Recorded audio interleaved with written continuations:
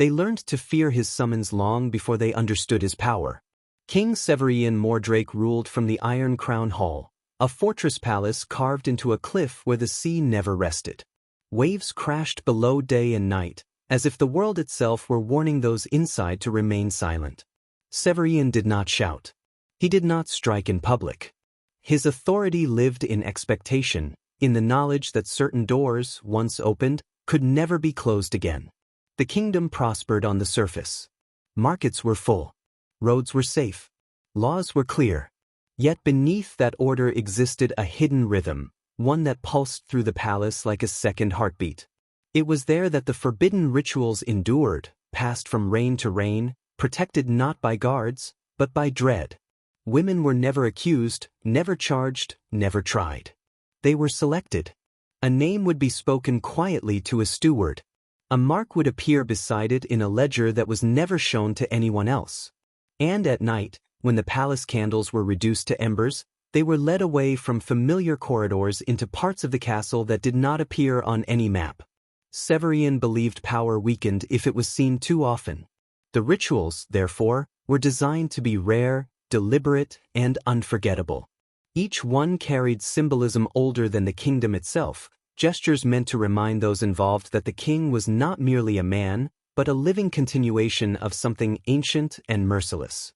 The women who entered those chambers noticed the same details first: the silence, broken only by distant water, the walls engraved with symbols whose meanings had been forgotten, the cold metal of ceremonial objects laid out with obsessive precision. Nothing was improvised. Everything had been done before. When the doors finally opened again, no announcement followed. No record was made. Life resumed as if nothing had happened. But the women knew better. They had seen the rituals that were never meant to be understood, only feared. The first ritual was known only as the Vigil of Stillness. It began not with action, but with waiting. A woman summoned for it would be left alone in a circular chamber carved deep into the cliff, where no banners hung and no chairs were provided. A single torch burned behind her, casting her shadow forward so she was forced to face it for hours. Sometimes for an entire night. No one spoke. No one entered. The silence pressed against the mind until thoughts grew louder than sound. The ritual was not meant to harm the body, but to fracture certainty. Women later said the worst part was not the darkness, but the sense of being observed without seeing who watched. They felt measured, weighed, judged, as if the room itself were alive. When the waiting ended, King Severian appeared without warning. There were no footsteps, no announcement. He stood at the edge of the light, never fully visible, and asked a single question. The question was different every time, but it was always personal, always impossible to answer without revealing something that could never be taken back. A response was required. Silence was interpreted as failure. Those who answered felt the room change, as if the walls absorbed their words. Those who hesitated felt the king's presence linger longer, heavier, before he turned away. No punishment was delivered immediately. That was part of the ritual's cruelty. The consequences arrived later, quietly, woven into daily life where they could never be traced back to that chamber. The Vigil of Stillness was feared because it stripped away protection. Titles, families, reputations, all became meaningless in that circle of stone. Only truth remained, forced out by isolation and time. Women left the chamber altered, aware that the king now knew something no one else ever would. And in Severian's court, knowledge was never harmless. The second ritual was called the Measure of Blood, though no blade was ever raised. It took place in a narrow hall lined with stone pillars, each marked with shallow grooves worn smooth by age. At the center stood a long table of dark wood, bare except for a single bowl filled with clear water. The woman was instructed to stand opposite the king, close enough to see his reflection trembling on the surface. Severian believed lineage was power's truest language. This ritual existed to remind women that their bodies carried histories they did not control. The king would recite names, ancestors, forgotten houses, distant relatives, some accurate, others deliberately false. The purpose was not truth, but destabilization. With each name, he watched closely, searching for recognition, confusion, or fear. At a chosen moment, he would command her to place her hands into the water. The liquid was icy, numbing the skin within seconds. As her fingers stiffened, Severian spoke again, declaring judgments about loyalty, purity, and destiny, as though reading them directly from her veins. The water never changed color, yet many swore they felt something being taken from them, as if the cold reached far deeper than flesh. The fear of this ritual came from what followed. Women who endured it found doors closed to them in subtle ways. Marriage offers vanished. Family protections weakened. Others, strangely, were elevated, granted favors they had never requested. No pattern was ever explained. The court learned only that the king now viewed them through a lens shaped by that frozen bowl. The measure of blood left no mark on the body, but it altered how women were seen forever after. They walked the palace knowing their past had been redefined by a man who claimed the authority to rewrite it at will. And none could ever prove what had truly happened in that silent hall. The third ritual was feared above all others because it required witnesses. It was called the Circle of Eyes. Unlike the hidden chambers below the palace, this ceremony took place in a high vaulted room just beneath the Iron Crown Hall, a space reserved for no other purpose. Its walls were polished stone, reflective enough to catch every movement, every tremor of breath. The woman was brought in at dawn. She was placed at the center of a circular mark etched into the floor long before Severian's reign. Around her stood members of the inner court, silent figures chosen not for rank, but for discretion. They did not speak. They did not move. Their role was simply to see. King Severian entered last. He never stepped into the circle. Instead, he walked its edge slowly, deliberately, forcing the woman to turn as he moved, never knowing where his gaze would land next. The ritual was built on exposure. Nothing was done to her, yet everything was taken. Privacy, distance, the illusion of being unseen. At intervals, the king would stop and issue a command. Sometimes it was to speak. Sometimes to remain silent. Sometimes to repeat a phrase whose meaning was deliberately unclear. Each instruction was designed to test obedience under pressure, to see how the presence of witnesses reshaped fear. The cruelty of the Circle of Eyes was not immediate. It came later, in memory. Women said that long after the ritual ended, they could still feel themselves being watched. In corridors. In public halls. Even alone. The court members who had stood there never acknowledged what they had seen, but their behavior changed. Conversations ended abruptly. Glances lingered too long. The ritual taught a single lesson with brutal efficiency: secrecy was not safety. Even silence could be observed. And once the king decided that others should see you differently, there was no escape from that vision. Many women would have chosen punishment over the Circle of Eyes. Because punishment ended. Being seen never did. The fourth ritual was known as the Trial of Absence. It frightened women not for what happened during it, but for how completely it erased them afterward. Those chosen were not taken underground or placed before the court. Instead, they vanished from the palace without explanation. No farewells. No announcements. Even their servants were dismissed before dawn. 4 days, sometimes weeks, they were kept in rooms with no markers of time. No windows. No bells.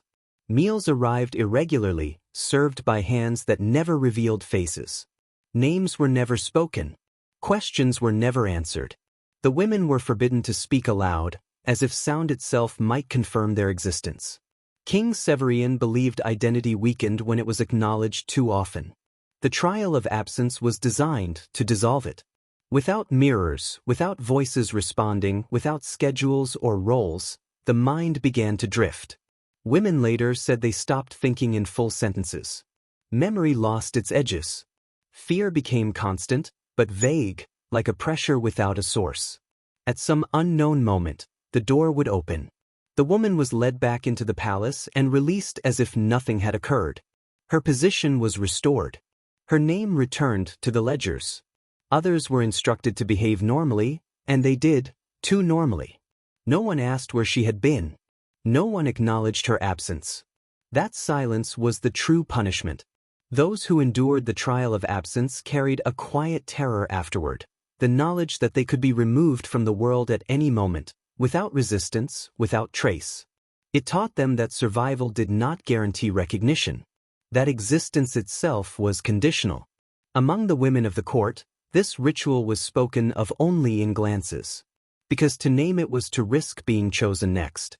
And King Severian never chose the same woman twice. The fifth ritual was the one most feared, because it was the only one that offered a choice. It was called the Oath of the Veil. When a woman was summoned for it, she was told, clearly, calmly, that refusal was permitted. No guards would seize her. No punishment would follow immediately. She could walk away. That promise was what made the ritual unbearable. Those who accepted were brought into a narrow chamber draped in heavy dark cloth, the walls hidden, the corners swallowed by fabric and shadow. At the center stood a low stone altar, empty except for a folded veil the color of ash. King Severian waited there alone, without crown, without witnesses. He spoke not of loyalty to the throne, but of loyalty to silence. The oath required no blood, no pain, no confession. Only agreement. Agreement to carry knowledge that could never be shared. To hear words that could never be repeated. To understand something about the king, the kingdom, or themselves that would isolate them forever from those who had not stood in that room. The veil was placed over the woman's head as the oath was spoken. It obscured vision without fully blinding, forcing her to see the world as Severian wished, dimmed, narrowed, incomplete. When it was removed, the ritual was already over. Nothing dramatic marked its end. No sign remained. Those who refused the oath of the veil returned to their lives unchanged, at least in appearance. But the court watched them differently. Opportunities passed them by. Trust thinned. They were never summoned again, not for rituals, not for favor. They lived freely, yet always just outside the center of power. Those who accepted fared no better. They moved closer to the king, but farther from everyone else. Their words grew careful. Their faces unreadable. They carried the weight of knowing something that could not be spoken without consequence. The oath of the veil divided the women of the court into two groups, those who feared what they might endure, and those who feared what they now knew. King Severian considered it his most elegant ritual, because fear chosen willingly lasted the longest. Though 5 rituals were spoken of in fragments and shadows, what truly haunted the court was not any single ceremony, but the pattern they formed together. King Severian Mordrake never used them at random. Each ritual was a thread, and every woman who endured one became part of a larger design that only he could see. Some were tested through silence, others through exposure, some through erasure, a few through choice. The court slowly realized that the rituals were not punishments, nor traditions preserved for their own sake. They were a language, and the king was speaking through people. Women began to notice how those who had endured different rituals were placed in relation to one another. A woman marked by the vigil of stillness was often seated near one who had survived the trial of absence. Those bound by the oath of the veil were positioned close to power, yet never together. Severian arranged them like pieces on a board, each carrying a different kind of fear, each reacting differently to pressure. No one ever knew when they were being observed as part of a ritual that had already ended, or one that had not yet begun. That uncertainty was deliberate. The king wanted fear to become internal, self-sustaining, so that obedience required no command. The women learned to read one another in silence. Averted eyes meant the circle of eyes. Hesitation before speaking suggested the vigil. A certain emptiness behind the gaze marked those who had been absent too long. They did not comfort one another. Comfort implied shared understanding, and shared understanding was dangerous. Over time, the rituals reshaped the palace itself. Conversations softened. Laughter faded. Even joy became cautious. Women who had never been summoned felt the fear anyway, knowing that selection had nothing to do with guilt or innocence. Only usefulness. King Severian aged, but the rituals did not. They outlived illness, rebellion, and rumor. And as the years passed, a darker truth settled into the minds of those who survived. The rituals were no longer meant to control women alone. They were shaping the future of the kingdom. Because a court ruled by fear did not need force. It only needed memory. When King Severian Mordrake finally died, The bells of the Iron Crown Hall rang for 3 full days. The court dressed in black. The kingdom mourned a ruler remembered for stability, discipline, and order. No proclamation mentioned the rituals. No chronicler dared to record them. On parchment, Severian's reign appeared clean, deliberate, and just. Yet inside the palace, nothing truly ended. The women knew. Those who had endured the vigil still flinched at silence. Those marked by the circle of eyes avoided open spaces. Those who had vanished once never fully believed in their own permanence again. And those who had sworn the oath of the veil carried its weight even into old age, long after the king's voice had faded from memory. The rituals had outlived their creator. Servants continued to lower their voices in certain corridors. Doors that had never been opened in public remained sealed. New rulers inherited the palace, but not all of its truths. Some chambers were simply avoided, as if the stone itself remembered what had been done there. Women taught their daughters how to survive without ever explaining why. How to speak carefully. How to endure silence.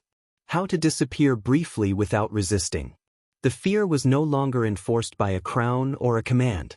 It had become tradition in its purest form, passed quietly, invisibly, from one generation to the next.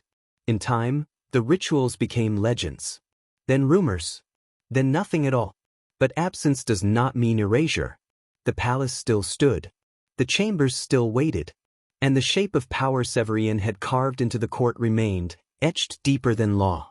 The 5 forbidden rituals were never written down, never confessed, never proven. But they succeeded. Because long after the king was gone, women still feared what might happen if they were chosen. And fear, once taught, never truly dies.